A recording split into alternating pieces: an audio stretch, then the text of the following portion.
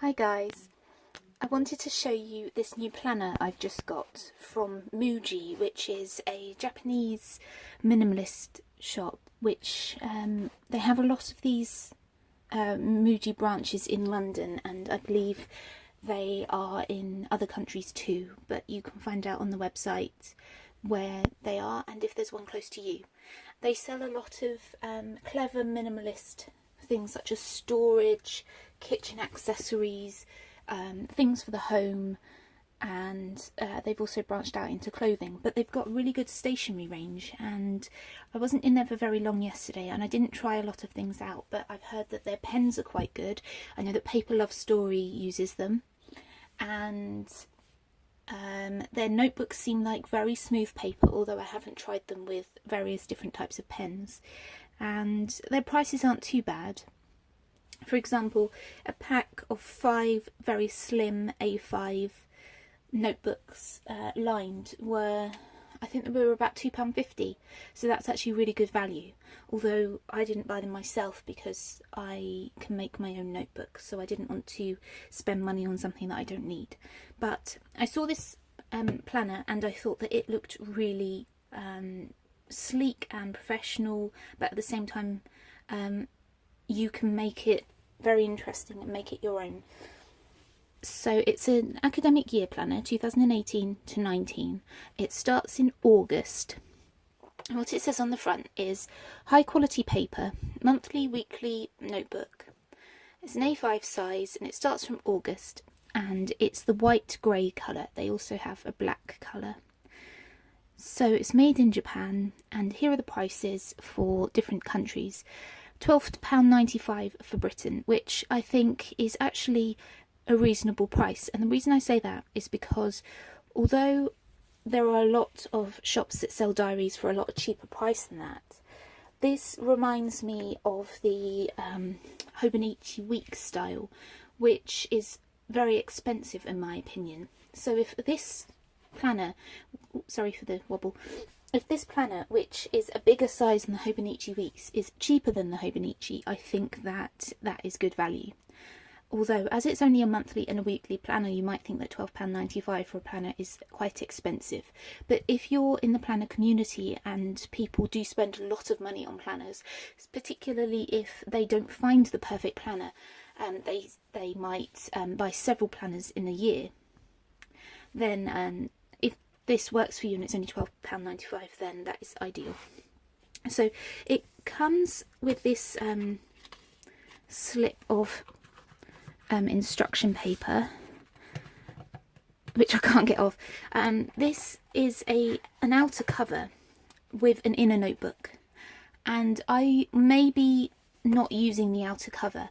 I had it in my handbag just to transport it back to my home yesterday. It didn't really come out of the handbag or get damaged through use. It just got a bit, the cover got a bit bent in my handbag, if you can see there.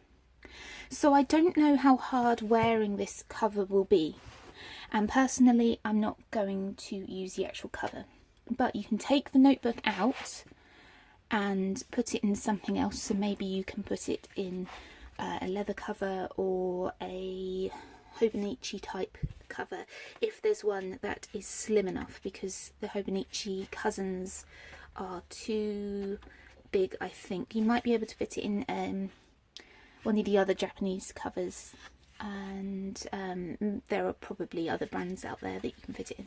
So opening it up, this is what you see first. I haven't looked at it in depth yet.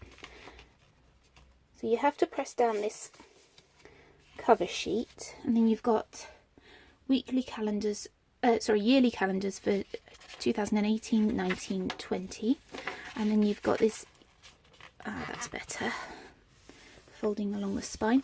You've got this overview for the rest of 2018 and the first 7 months 2019. I wonder if the rest of 2019 is at the back. No, it's not. Okay, so it's just the academic year, so you don't have the rest of the rest of the year for 2019. It just ends when the planner ends. But I think they probably would also be doing the 2019 calendar year version rather than the academic version. And then you go straight on to the monthlies, and I really like that it's got these monthly pages, because often weekly planners don't come with monthly planners pages inside.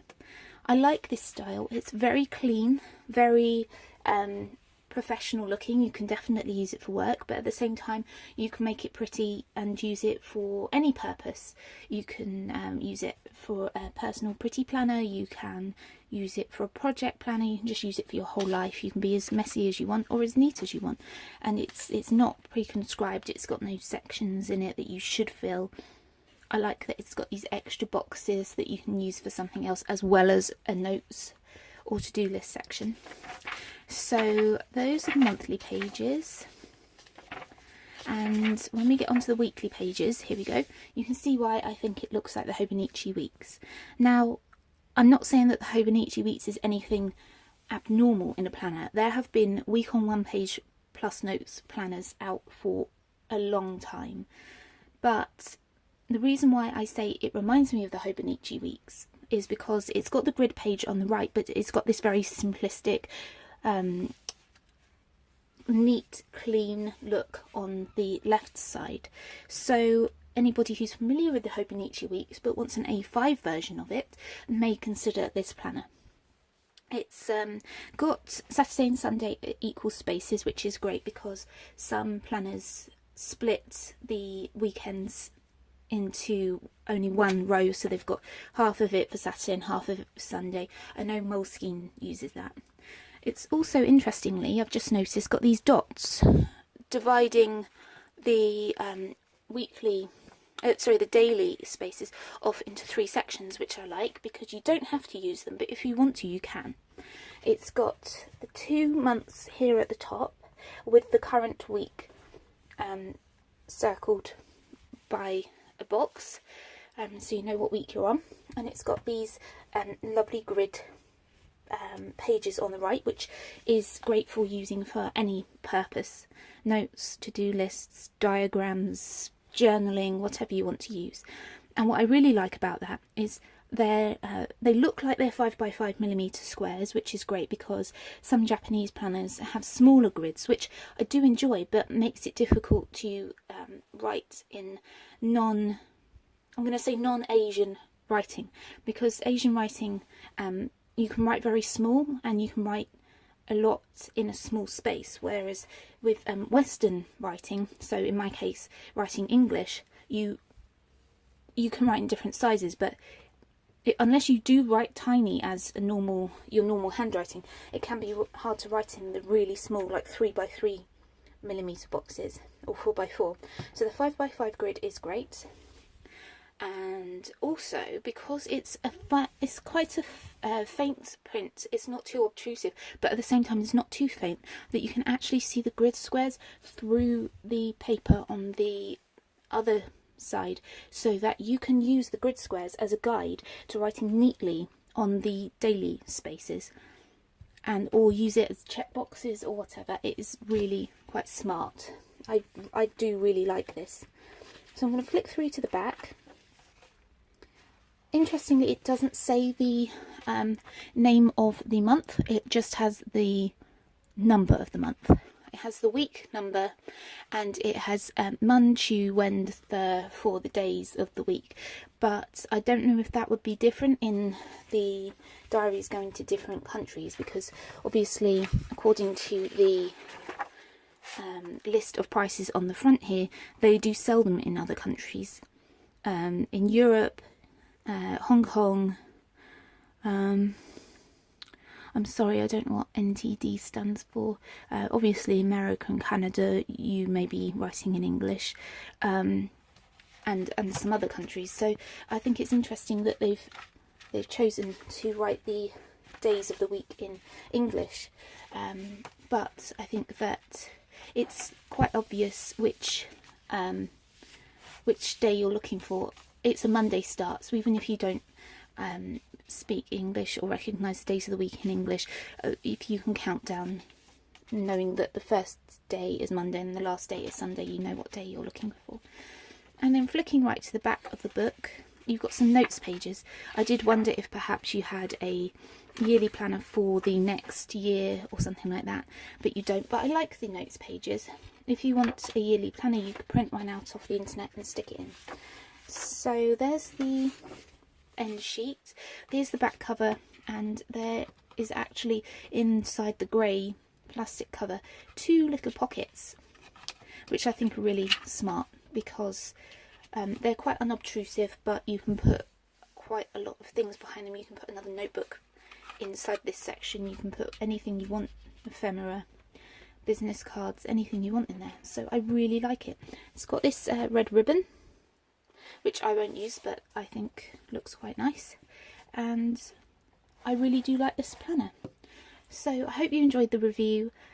If you are considering buying one, then I think you can find them on the Muji website, but if you happen to be close to a Muji shop, I do suggest you go and have a look at all their other products as well, because they have got some really cool products. I really like their other stationery, their small staplers and scissors and all sorts of cute little things that are quite good for handbags, pencil cases or school pencil cases. I mean, you can fit quite a lot of things in there, and if you are an on-the-go planner or an on-the-go journaler, you can definitely populate your handbag pencil case, your handbag journal supplies or planning supplies from Muji. So yeah, I'm pleased to be using it. I wish I had a Muji shop near me, but it's definitely a place I go for a pilgrimage when I go to London. So I will start using this in August. So thanks for watching, and I will try to do another video soon, but I'm not very good at doing videos just because I don't know if I've got anything interesting to show you. But I will try to do another video soon. Thanks for watching. Bye.